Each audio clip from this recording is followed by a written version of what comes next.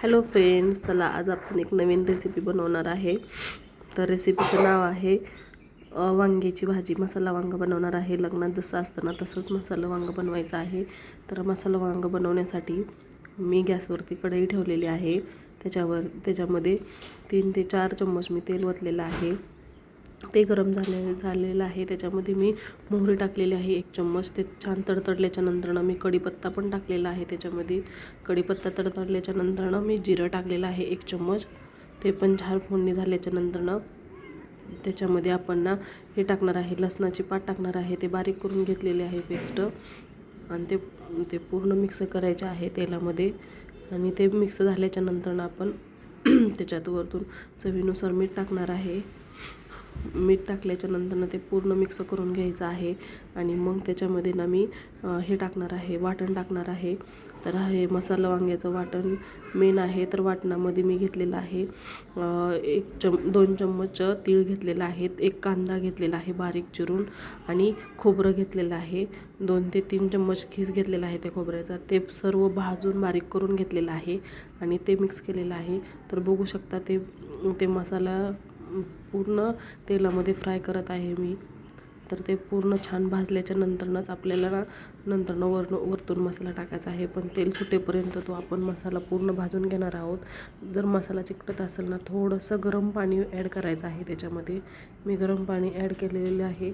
तर बघू शकता मसाला पण खूप छान भाजलेला आहे, तेल सुटलेलं आहे त्याला. आणि त्याच्यानंतरनं मी माझा घरचा मसाला टाकलेला आहे 2 चम्मच. त्याच्यानंतरनं मी गरम मसाला टाकलेला आहे एव्हरेस्टचा. त्याच्यानंतरनं मी थोडासा चिकन मसाला टाकलेला आहे एव्हरेस्टचा, 1 चम्मचच्या साह्याने टाकलेला असेल. ते पण पूर्ण खूप छान भाजून घ्यायचं आहे. आणि ते पूर्ण मसाला भाजल्याच्या नंतरनंच आपण त्याच्यामध्ये ना वांग्याच्या पोळी आहेत ना ते पण मिक्स करणार आहेत. आणि मी गावरान वांग घेतलेलं आहे, हिरवं वांग नाही आहे, ते पांढरं गावरान वांग घेतलेलं आहे. आणि वांग्याच्या मी 2च फोडी केलेल्या आहेत.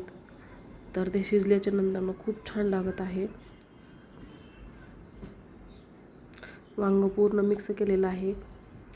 आणि मी त्याच्यामध्ये ना 1 ग्लास पाणी ओतलेलं आहे. तर मी पाणी गरम घेतलेलं आहे, गार पाणी नाही घेतलेलं आहे.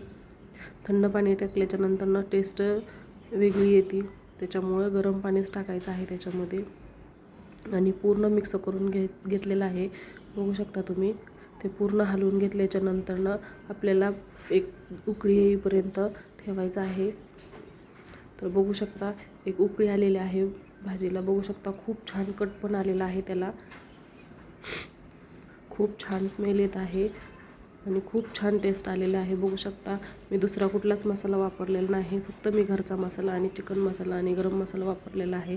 तरी पण खूप छान भाजी झालेली आहे. जशी लग्नात असते ना तशी सेम झालेली आहे. बघू शकता मी हाताने दाबून बघितलं आहे तर शिजलेलं आहे वांग. तर आम्ही भाजी घेतलेली आहे खायला. तर बघा माझी भाजी खूप छान झालेली आहे. वांग्याची भाजी भाकरीसोबत किंवा चपाती किंवा भातासोबत पण खाऊ शकता.